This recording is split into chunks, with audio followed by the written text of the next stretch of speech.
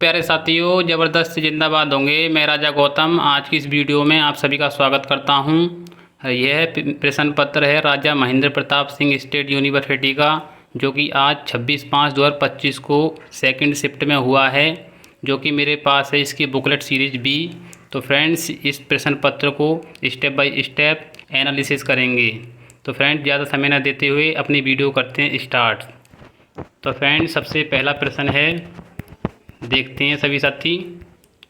पहला प्रश्न आ चुका है, वास्तव में अनुवाद का मूल्यांकन अनुवाद कौशल का मूल्यांकन है, यह कथन किसका है? तो फ्रेंड्स, यह कथन है डॉक्टर जी गोपीनाथ का। इसका राइट आंसर हो जाएगा ए, डॉक्टर जी गोपीनाथ। अगला प्रश्न देखते हैं, अनुवाद के संशोधन हेतु कौन सा शब्द प्रयुक्त होता है? तो बताएं सभी साथी। इसका राइट आंसर हो जाएगा मेरे दोस्त पुनरीक्षण। अगला प्रश्न, हिंदी भारत की कैसी भाषा है? तो बताएं सभी साथी, हिंदी भारत की कैसी भाषा है? तो मेरे दोस्त, इसका राइट आंसर हो जाएगा राजभाषा। आर्टिकल 1949 में इसको दर्जा दिया गया था। अगला प्रश्न देखते हैं साथी, राष्ट्रभाषा कोश का प्रकाशन वर्ष? तो मेरे दोस्त, इसका राइट आंसर हो जाएगा सन 1951। अगला प्रश्न देखते हैं मेरे दोस्त, अंतर्राष्ट्रीय अनुवाद दिवस कब मनाया जाता है? तो मेरे दोस्त, इसका राइट आंसर हो जाएगा 30 सितंबर। अगला प्रश्न देखते हैं, निम्न में से किसने संस्कृत नाटक मुद्रा राक्षस का अनुवाद किया है? तो मेरे दोस्त, इसका राइट आंसर हो जाएगा भारतेंदु हरिश्चंद्र। अगला प्रश्न देखते हैं मेरे दोस्त, अनुवाद में सांस्कृतिक अंतर से उत्पन्न होने वाली सबसे आम चुनौती क्या है? तो मेरे दोस्त, इसका राइट आंसर हो जाएगा मुहावरे, हास्य और संस्कृति संदर्भों का अनुवाद। तो मेरे दोस्त, इसका राइट आंसर हो जाएगा मुहावरे, हास्य और संस्कृति संदर्भों का अनुवाद।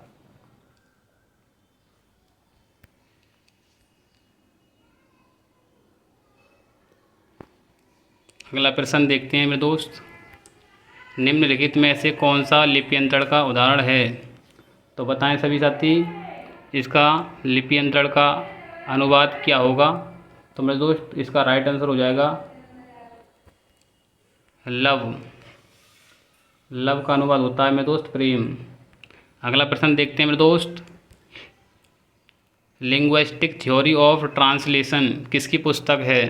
तो बताएं मेरे दोस्त, इसका राइट आंसर हो जाएगा J.C. कैटफोर्ड की यह पुस्तक है। अगला प्रश्न, उमर खय्याम की रुबाइयों के पद्यबद्ध अनुवाद को किस श्रेणी में रखा जाता है? तो मेरे दोस्त, इसका राइट आंसर हो जाएगा सारानुवाद। अगला प्रश्न, भारत सरकार द्वारा वैज्ञानिक तथा तकनीकी शब्दावली आयोग की स्थापना की गई थी? तो मेरे दोस्त, यह की गई थी सन 1961 ईस्वी में। अगला प्रश्न, सरकारी पत्र व्यवहार में चेयर शब्द का क्या तात्पर्य है? तो मेरे दोस्त, इसका राइट आंसर हो जाएगा अध्यक्ष। अगला प्रश्न देखते हैं मेरे दोस्त, अनुवाद कार्य के बाद ऐसा अध्ययन जिससे अनुवाद की गुणवत्ता और स्तरीयता का पता चलता है उसे कहते हैं? तो मेरे दोस्त, उसे कहते हैं पुनरीक्षण। अगला प्रश्न, CDAC पुणे द्वारा कौन सा अनुवाद सॉफ्टवेयर बनाया गया था? तो मेरे दोस्त, इसका राइट आंसर हो जाएगा मंत्रा। अगला प्रश्न देखते हैं, ट्रेजरी के लिए प्रयुक्त शब्द त्रासदी का निर्माण किस वर्ष हुआ था? तो मेरे दोस्त, इसमें प्रश्न पूछ रहा है ट्रेजरी के लिए प्रयुक्त शब्द त्रासदी का निर्माण किस प्रकार हुआ था? तो मेरे दोस्त, इसका राइट आंसर हो जाएगा प्रत्यय द्वारा। अगला प्रश्न, अनुवाद की न्यूनतम शर्त है? तो मेरे दोस्त, बताएं सभी, अनुवाद की न्यूनतम शर्त क्या होती है? इसमें मेरे दोस्त कम से कम 2 भाषाओं का ज्ञान होना चाहिए, इसकी यही शर्त है। अगला प्रश्न देखते हैं, अनुवाद का अर्थ क्या है? तो मेरे दोस्त, अनुवाद का अर्थ होता है एक भाषा से दूसरी भाषा में अर्थ को स्थानांतरित करना ही अनुवाद का अर्थ कहलाता है। अगला प्रश्न, अनुवाद का मुख्य उद्देश्य क्या होता है? तो मेरे दोस्त, अनुवाद का मुख्य उद्देश्य होता है मूल पाठ को विकृत करना। क्या होता है मेरे दोस्त? मूल पाठ को विकृत करना या सांस्कृतिक आदान प्रदान को बढ़ावा देना, केवल शब्दों को बदलना, भाषा की संरचना को जटिल बनाना। तो मेरे दोस्त इसका राइट आंसर हो जाएगा मूल पाठ को विकृत करना। अगला प्रश्न देखते हैं मेरे दोस्त। भावानुवाद में प्राथमिकता दी जाती है। बताएं सभी साथी। भावानुवाद में प्राथमिकता दी जाती है शब्दों को, मूल भाषा की संरचना को, अर्थ और भाषा को या लिपि को। तो मेरे दोस्त इसका राइट आंसर हो जाएगा मूल भाषा की संरचना को। अगला प्रश्न देखते हैं मेरे दोस्त। अनुवाद का कौन सा प्रकार साहित्यिक रचनाओं के लिए प्रयुक्त होता है? बताएं सभी साथी। अनुवाद का कौन सा प्रकार साहित्य रचनाओं के लिए प्रयुक्त होता है? तो मेरे दोस्त इसका राइट आंसर हो जाएगा भावानुवाद, क्योंकि भावानुवाद अनुवाद का एक ऐसा प्रकार है जो साहित्यिक रचनाओं के लिए प्रयुक्त होता है। अगला प्रश्न देखते हैं। अनुवाद की इकाई तो मेरे दोस्त सभी को पता होगा शब्द होती है। अगला प्रश्न, अनुवाद प्रक्रिया का प्रथम चरण क्या है? तो मेरे दोस्त इसका राइट आंसर हो जाएगा मूल पाठ का विश्लेषण होता है पहले अनुवाद की प्रथम प्रक्रिया में। अगला प्रश्न देखते हैं। अनुवाद प्रक्रिया में संदर्भ का क्या महत्व है? तो बताएं सभी साथी। अनुवाद प्रक्रिया में संदर्भ का क्या महत्व है? यह अनावश्यक है, यह केवल शब्दों को बदलता है, यह अर्थ को सटीक रूप से समझने में मदद करता है, यह अनुवाद को जटिल बनाता है। तो मेरे दोस्त इसका राइट आंसर हो जाएगा यह अर्थ को सटीक रूप से समझने में मदद करता है। इसका राइट आंसर हो जाएगा। अगला प्रश्न देखते हैं मेरे दोस्त। सृजनात्मक साहित्य में अनुवाद और पुनरीक्षक होने चाहिए, एक जैसे, दोनों ही एक व्यक्ति, या दोनों अलग अलग प्रतिभा के, या उपरोक्त में से कोई नहीं। तो मेरे दोस्त सृजनात्मक साहित्य में अनुवाद और पुनरीक्षक होने चाहिए। मेरे दोस्त मेरे हिसाब से इस प्रश्न का राइट आंसर होना चाहिए दोनों अलग अलग प्रतिभा के होने चाहिए। और आप देख लीजिएगा इसका राइट आंसर मेरे दोस्त यही होगा। अगला प्रश्न देखते हैं। अनुवाद का परीक्षण करके गुण दोष आदि की जांच करना क्या कहलाता है? तो मेरे दोस्त अनुवाद का परीक्षण करके गुण दोष आदि की जांच करना मेरे दोस्त मूल्यांकन कहलाता है। इसका राइट आंसर हो जाएगा मूल्यांकन। अगला मेरे दोस्त प्रश्न देखते हैं। अनुवाद पाठ की भाषा कैसी होनी चाहिए?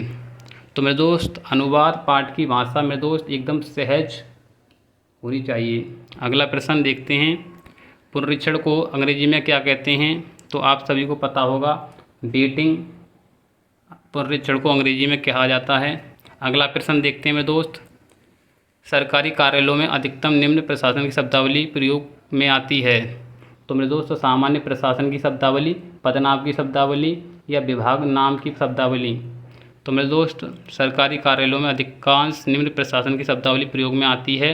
सामान्य प्रशासन की शब्दावली, पदनाम की शब्दावली, या विभाग नाम की शब्दावली। तो मेरे दोस्त सभी प्रकार की शब्दावली उपयुक्त में आती हैं। तो इसका राइट आंसर हो जाएगा उपयुक्त सभी। अगला प्रश्न देखते हैं। ऑल इंडिया रेडियो के लिए उचित शब्द क्या होगा? तो मेरे दोस्त आकाशवाणी इसका राइट आंसर होगा। अगला प्रश्न देखते हैं। अनुवादक को स्रोत भाषा एवं लक्ष्य भाषा के ज्ञान के साथ किसका ज्ञान होना अनिवार्य है? तो बताएं सभी साथी। अनुवादक को स्रोत भाषा एवं लक्ष्य भाषा के ज्ञान के साथ किसका ज्ञान होना चाहिए? तो मेरे दोस्त भाषा का सबसे पहले ज्ञान होना चाहिए, किसी का हो या ना हो, लेकिन भाषा का सबसे पहले ज्ञान हो। अगला प्रश्न। अनुवाद की प्रक्रिया में ट्रांसक्रिप्शन का क्या अर्थ है? तो बताएं सभी साथी। अनुवाद की प्रक्रिया में ट्रांसक्रिप्शन का क्या अर्थ है? शब्द अनुवाद करना, मूल पाठ को रचनात्मक रूप से विज्ञान के लिए अनुदित करना, या तकनीकी शब्दावली का उपयोग करना, या मशीनी अनुवाद का उपयोग करना। तो मेरे दोस्त इसका राइट आंसर हो जाएगा मूल पाठ को रचनात्मक रूप से विज्ञापन के लिए अनुकूलित करना। अगला प्रश्न। जिस भाषा से अनुवाद किया जाता है मेरे दोस्त वह होती है स्रोत भाषा। क्या होती है मेरे दोस्त? स्रोत भाषा। और जिस भाषा में अनुवाद होता है, जिस भाषा में अनुवाद किया जाता है मेरे दोस्त वह होती है लक्ष्य भाषा। लक्ष्य भाषा। अगला प्रश्न देखते हैं मेरे दोस्त। विश्वकोश को कहा जाता है? तो मेरे दोस्त विश्वकोश को कहा जाता है एनसाइक्लोपीडिया। अगला प्रश्न देखते हैं मेरे दोस्त। किसी विशेष विषय से संबंधित जानकारी के लिए उचित कोश है? किसी विशेष विषय से संबंधित जानकारी के लिए उचित कोश क्या होगा? तो मेरे दोस्त इसका राइट आंसर हो जाएगा, बहुत ही इजी प्रश्न था, विषय कोश। अगला प्रश्न देखते हैं, डॉक्टर भोलानाथ तिवारी का आधुनिक हिंदी का बृहत पर्यायवाची कोश किसका उदाहरण है?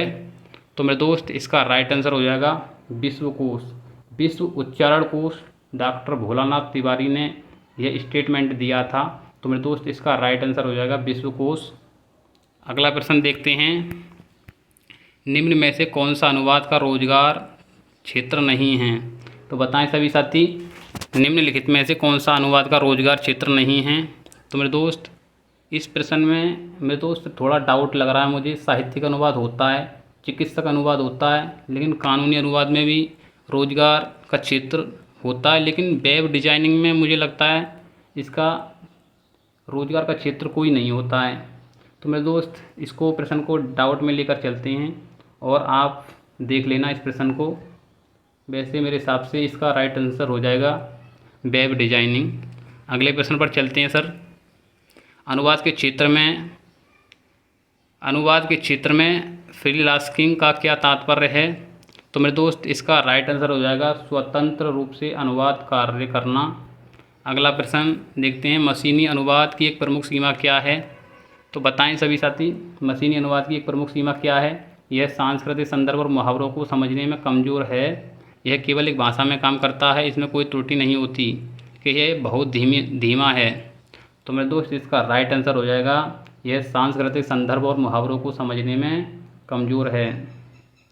अगला प्रश्न देखते हैं, भाषा का समाज में प्राथमिक कार्य क्या है? तो मेरे दोस्त बताएं, भाषा का समाज में प्राथमिक कार्य क्या है? तो मेरे दोस्त इसका राइट आंसर हो जाएगा केवल मनोरंजन, संचार या व्यक्तिगत अभिव्यक्ति या तकनीक विकास। तो मेरे दोस्त इसका राइट आंसर हो जाएगा व्यक्तिगत अभिव्यक्ति, क्योंकि भाषा का समाज में प्राथमिक कार्य व्यक्तिगत अभिव्यक्ति होगी, जब भी समाज में प्राथमिकता का कार्य होगा। अगले प्रश्न पर चलते हैं, किसी दूसरे व्यक्ति के द्वारा अनुवाद की जांच और परिमार्जन करने की प्रक्रिया क्या कहलाती है? तो बताएं सभी साथी, किसी दूसरे व्यक्ति के द्वारा अनुवाद की जांच और परिमार्जन करने की प्रक्रिया मेरे दोस्त पुनरीक्षण कहलाती है। जैसे किसी व्यक्ति ने अनुवाद की जांच की और उसका परिमार्जन करने के लिए पहले उसका पुनरीक्षण ही होगा। अगला प्रश्न देखते हैं, निम्न में से कौन सा कथन सत्य है? अनुवादक और पुनरीक्षक अलग अलग व्यक्ति होने चाहिए। अनुवादक और पुनरीक्षक पूरक होने चाहिए। दोनों एक प्रतिभा और एक क्षमता के नहीं होने चाहिए। तो मेरे दोस्त इसका राइट आंसर हो जाएगा डी, ये सभी गुण होने चाहिए इसमें। अगला प्रश्न देखते हैं, अनुवादक का स्कोपस सिद्धांत मुख्य रूप से किस पर केंद्रित होता है? तो बताएं सभी साथी, अनुवाद का स्कोपस सिद्धांत मुख्य रूप से किस पर केंद्रित होता है? तो मेरे दोस्त इस प्रश्न में थोड़ा डाउट है, क्योंकि यह प्रश्न मेरे समझ में नहीं आया, इसीलिए इस प्रश्न को डाउट में लेकर चलते हैं। इसको आप देख लीजिएगा अगर कहीं से मिल जाए तो।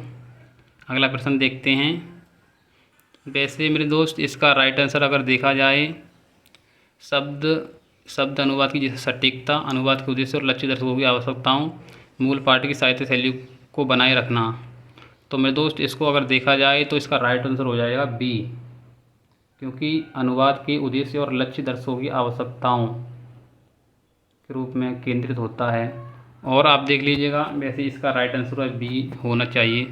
अगला प्रश्न देखते हैं, समभाषिक अनुवाद के उदाहरण हैं। तो बताएं सभी साथी, समभाषिक अनुवाद के क्या उदाहरण हैं? तो मेरे दोस्त क्षेत्रीय बोली से मानक भाषा में अनुवाद, एक शैली से दूसरी शैली में अनुवाद, कठिन भाषा से सरल भाषा में अनुवाद। तो मेरे दोस्त क्षेत्रीय बोली से मानक भाषा में भी अनुवाद होता है, एक शैली से दूसरी भाषा में भी अनुवाद होता है, कठिन भाषा से सरल भाषा में भी अनुवाद होता है। तो मेरे दोस्त इसका राइट आंसर हो जाएगा उपयुक्त सभी। आँख मीच कर लगा दीजिएगा अगर ऐसा प्रश्न आता है। तो मेरे दोस्त सबसे पहले ध्यान दें कि अगर आपको कहीं पर भी यह दिख जाए कि समभाषिक अनुवाद के उदाहरण हैं और यहाँ पर ये है लग रहा है ना, और इसके बीच में अंकी बिंदी लग रही है, तो ध्यान से देखना। अगर है और अंकी बिंदी लग रही है और ऐसा प्रश्न मार्क लग रहा है, जैसा कि ऐसा प्रश्न मार्क लग रहा हो या ऐसा लग रहा हो, तो मेरे दोस्त 100% प्रश्न डी होता है। 100% बता सकता हूँ सर, इसका राइट आंसर डी होगा। अगर आपको कहीं पर भी किसी भी प्रश्न और किसी परीक्षा में यह दिख जाए, तो मेरे दोस्त इसका राइट आंसर 100% उपयुक्त सभी होगा, क्योंकि यह बिंदी बताती है किसी वस्तु की विशेषताएं विशेषताएं या इसकी भूमिका। तो मेरे दोस्त इसका राइट आंसर 100%,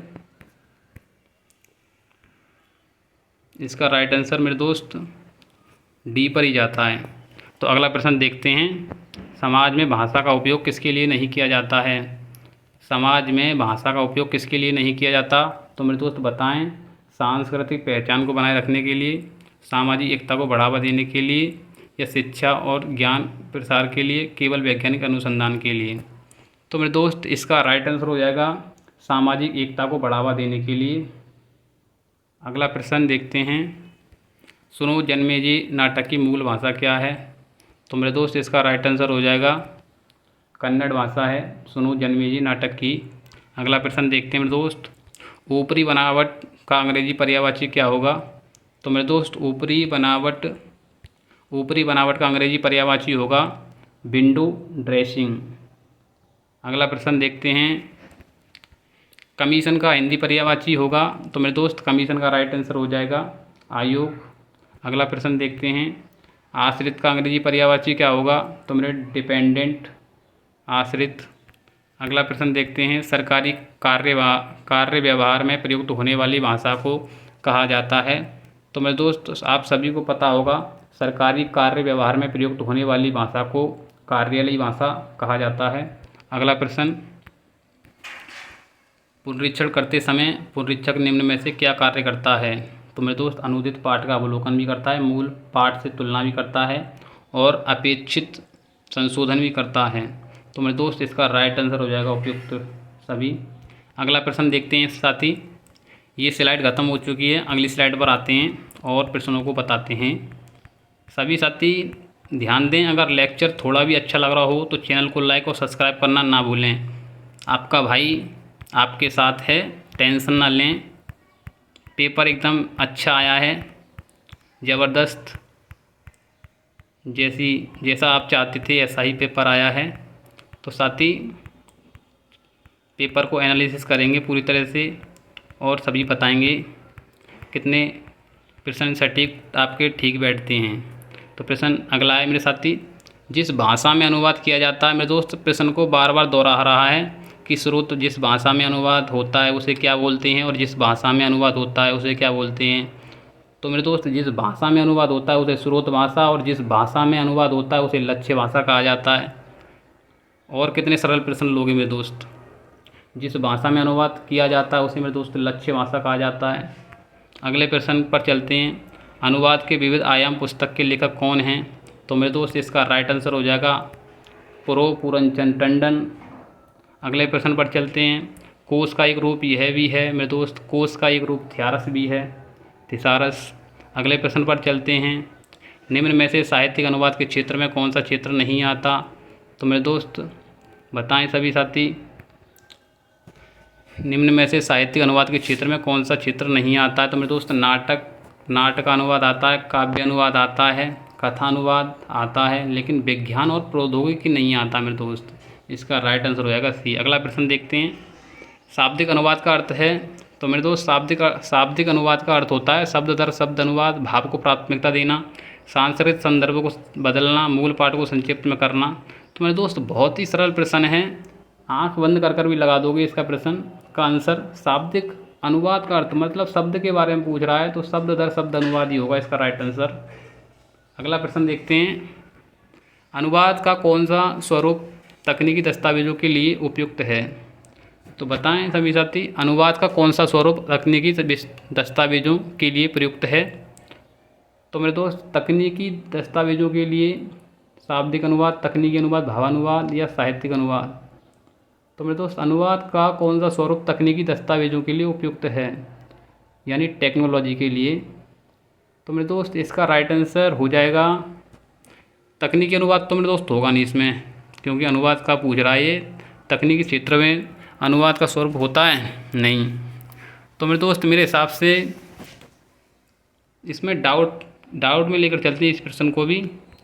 बताएं अगर किसी को पता हो तो मेरे दोस्त बताना, कमेंट करना।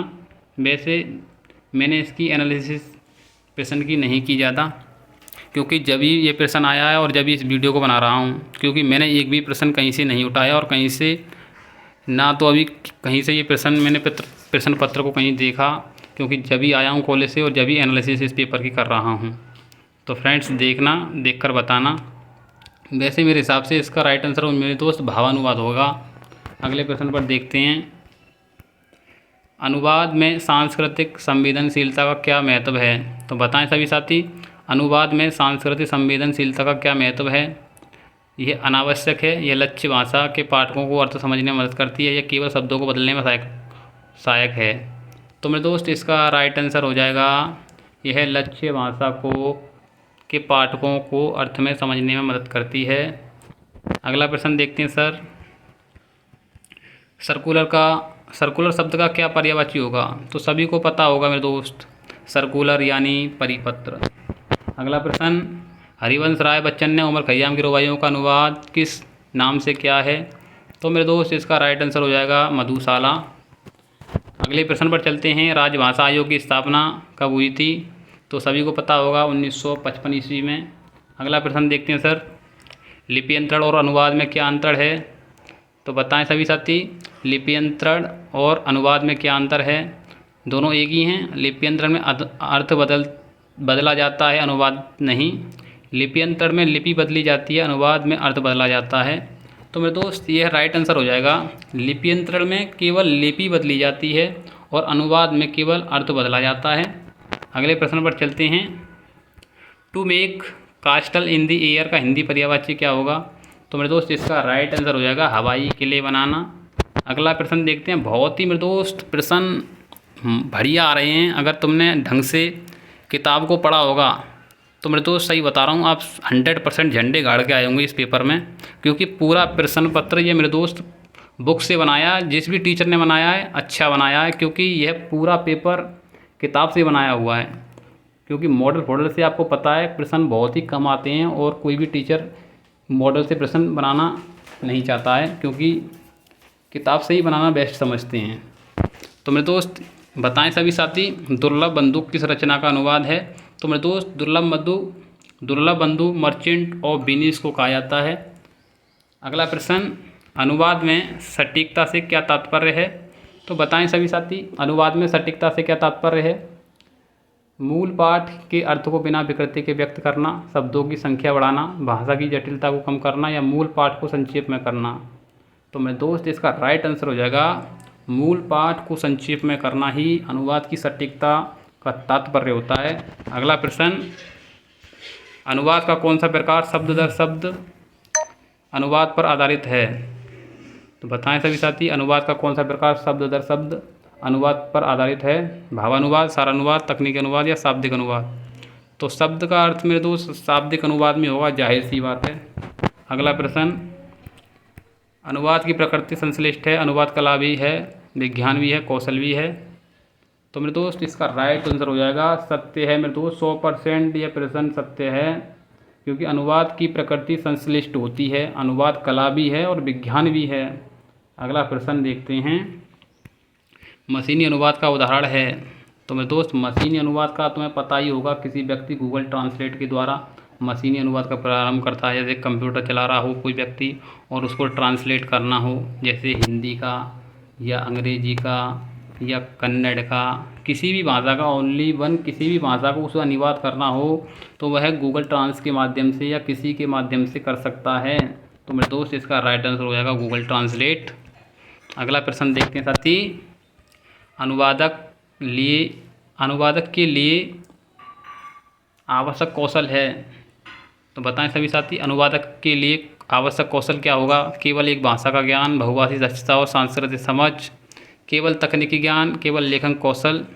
तो मेरे दोस्त इसका राइट आंसर हो जाएगा बहुभाषिक दक्षता और सांस्कृतिक समझ होनी चाहिए। अगला प्रश्न देखते हैं साथी। अनुवाद के लिए क्षेत्र में रोजगार का एक प्रमुख अवसर है? अनुवाद के क्षेत्र में रोजगार का एक प्रमुख अवसर क्या होगा? तो मेरे दोस्त इसका राइट आंसर हो जाएगा सॉफ्टवेयर डेवलपमेंट, तकनीकी अनुवाद, हार्डवेयर डिजाइनर, डेटा एनालिस्ट। तो मेरे दोस्त इसका राइट आंसर हो जाएगा अनुवाद के क्षेत्र में रोजगार का एक क्षेत्र है। मेरे दोस्त सबसे ज़्यादा हमारा भारत देश तरक्की कर रहा है तकनीकी क्षेत्र में, तो इसका राइट आंसर तकनीकी अनुवाद हो जाएगा। और वैसे भी मेरे दोस्त आप देख लीजिएगा इस प्रश्न को, क्योंकि इस प्रश्न में मुझे भी डाउट लग रहा है। 2-3 प्रश्न मेरे दोस्त इस प्रश्न पत्र में ऐसे हैं जो कि पेचीले हैं, जो कि समय वाले हैं, इसीलिए आप देख लीजिएगा। वैसे मेरे हिसाब से इसका राइट आंसर तकनीकी अनुवाद होगा। अगले प्रश्न पर चलते हैं। निम्न में से अनुवाद मूल्यांकन का मुख्य घटक है। तो मेरे दोस्त इसका राइट आंसर हो जाएगा पठनीयता भी होनी चाहिए, बोधगम्यता भी और मूल्यनिष्ठा भी। तो इसका राइट आंसर हो जाएगा उपयुक्त सभी।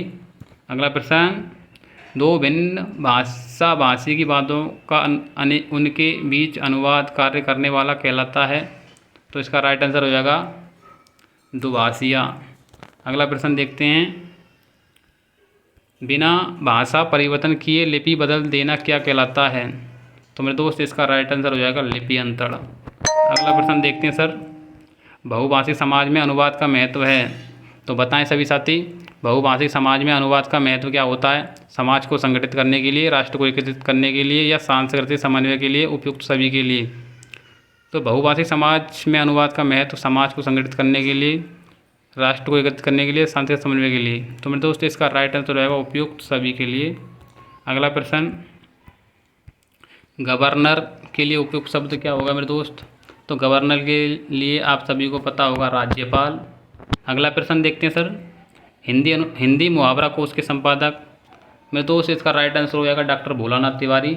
अगला प्रश्न, बिल के लिए उपयुक्त शब्द क्या होगा। तो मेरे दोस्त बिल के लिए इच्छा पत्र भी होता है और वसीयत भी होती है। तो इसका राइट आंसर हो जाएगा सी, ए और बी दोनों। अगला प्रश्न देखते हैं मेरे दोस्त। अप्रूवल के लिए उचित शब्द क्या होगा। तो मेरे दोस्त अप्रूवल के लिए होता है अनुमोदन।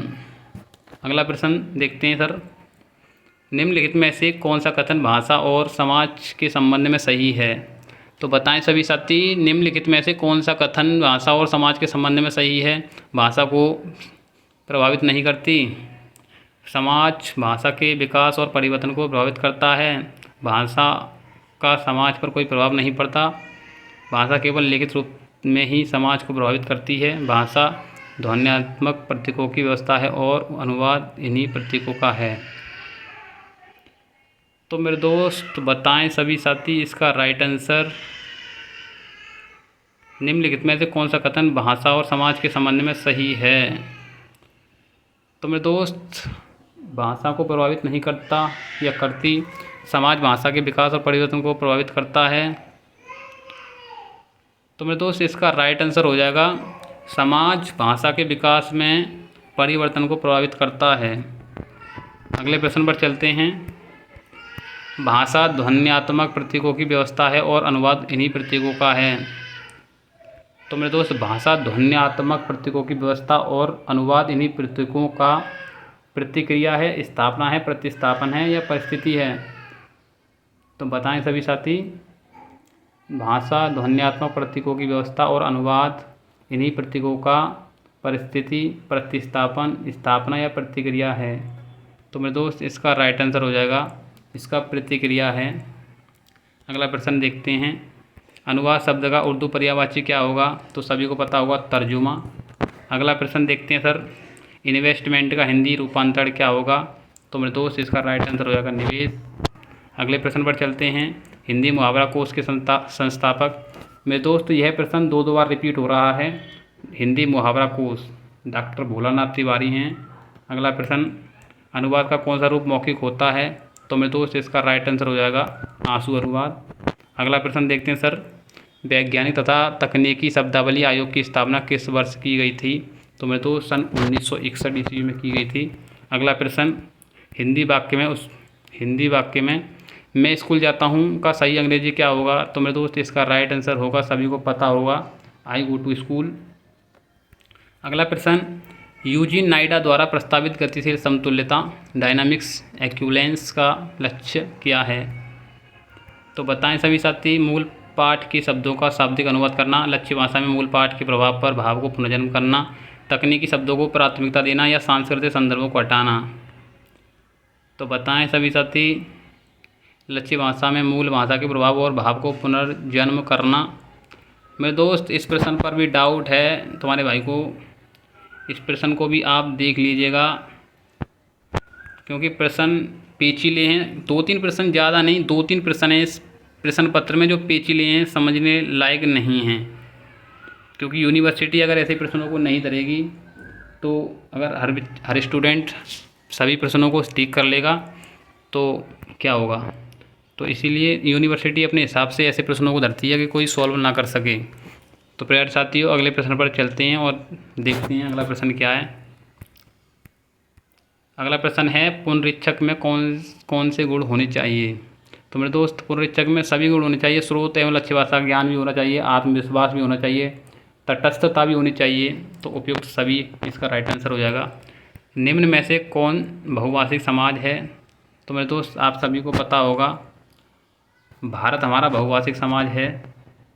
अगला प्रश्न देखते हैं, लिप्यंतर ट्रांसलिट्रेशन का अर्थ है। तो बताएं सभी साथी, लिप्यंतर ट्रांसलेशन का अर्थ है। तो इसका राइट आंसर हो जाएगा मेरे दोस्त, बहुत ठीक प्रश्न है। एक भाषा के शब्दों को दूसरी भाषा में अनुवाद करना ही लिप्यंतर कहलाती है। अगला प्रश्न देखते हैं, आंसू अनुभाषण का माध्यम क्या है। तो मेरे दोस्त, मौखिक भी होता है और लिखित भी होता है, मौखिक और लिखित दोनों होता है। इसका राइट आंसर हो जाएगा दोनों। अगला प्रश्न देखते हैं सर, कौन सी भाषा वास्तव में दो भाषाओं को बोलने वालों के बीच मध्यस्थ भाषा का कार्य करती है। तो मेरे दोस्त, वह है संपर्क भाषा। अगले प्रश्न पर चलते हैं सर, अनुवाद का पुनरीक्षण किस स्तर पर किया जाता है। तो मेरे दोस्त, इसका राइट आंसर हो जाएगा कथ्य के स्तर पर भी और शिल्प के स्तर पर भी। तो इसका राइट आंसर हो जाएगा सी। अगले प्रश्न पर चलते हैं, अनुवाद कला सिद्धांत और प्रयोग के रचनाकार कौन हैं। तो मेरे दोस्त, इसका राइट आंसर हो जाएगा प्रो कैलाश चंद्र भाटिया। अगले प्रश्न पर चलते हैं, विचारों की अभिव्यक्ति का माध्यम है। तो अब सभी को पता होगा भाषा है हमारी। अगले प्रश्न पर चलते हैं, राइट का हिंदी अनुवाद आप सभी को पता होगा अधिकार। अगले प्रश्न पर चलते हैं, दोभाषीय की भूमिका किस प्रकार के अनुवाद में महत्वपूर्ण होती है। तो इसका राइट आंसर हो जाएगा आंसू अनुवाद। अगले प्रश्न पर चलते हैं दोस्त, अनुवाद का मूल तत्व क्या होता है। तो मेरे दोस्त, अनुवाद का मूल तत्व होता है पुनरुक्ति। अगले प्रश्न पर चलते हैं, बहुभाषिक समाज की भाषा और संस्कृति को किसके माध्यम से जोड़ा जा सकता है। तो मेरे दोस्त, सभी को पता होगा, बताएं सभी साथी,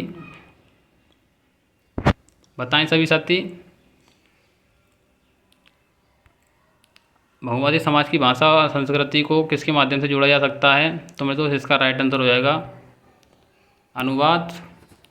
अगले प्रश्न पर चलते हैं, अनुवाद प्रक्रिया के क्रमिक सोपान हैं।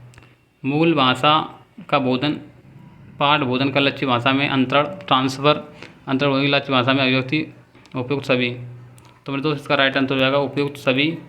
अगले प्रश्न पर चलते हैं। अगला प्रश्न है लास्ट है मेरे दोस्त, अनुवाद कलात्मक और वैज्ञानिक से पुष्ट कौशल है। तो मेरे दोस्त, इसका राइट आंसर हो जाएगा सत्य है। और ये दो दिए नहीं हैं, दोनों में थी, आपको बताना था। तो प्यारे साथियों, अगर इस प्रश्न पत्र में कोई भी प्रश्न गलत हो जाता है तो उसके लिए माफ़ी चाहता हूँ, क्योंकि मैं इस प्रश्न पत्र को बिना एनालिसिस के और बिना ही किसी गूगल ट्रांसलेट या चैट जीपीटी के सॉल्व किया है आप सभी के सामने लाइव। और प्यारे साथियों, अगर इस प्रश्न पत्र को कहीं से भी अगर कोई भी प्रश्न गलत होता है तो उसके लिए माफ़ी मांगता हूँ। वैसे सभी प्रश्न मैंने सटीक ही बताए हैं। तो प्यारे साथियों, अगर चैनल पर नए हैं तो चैनल को लाइक और सब्सक्राइब करना ना भूलें, और अपने भाई के लिए कोई भी प्रश्न पर कोई भी कमेंट हो तो अवश्य करें। आपका भाई आपके साथ हर समय और हर तरह से आपके साथ चलने के लिए तैयार है। जो चाहोगे आपका भाई उस टॉपिक पर वीडियो बनाने के लिए तैयार है। आपका भाई आपके लिए जो चाहो इतनी मेहनत करने के लिए तैयार है। तो आज का पेपर सभी का बढ़िया गया होगा, और मिलते हैं अगली वीडियो में। जय हिंद, जय भारत। मिलते हैं अगली वीडियो में दोस्त।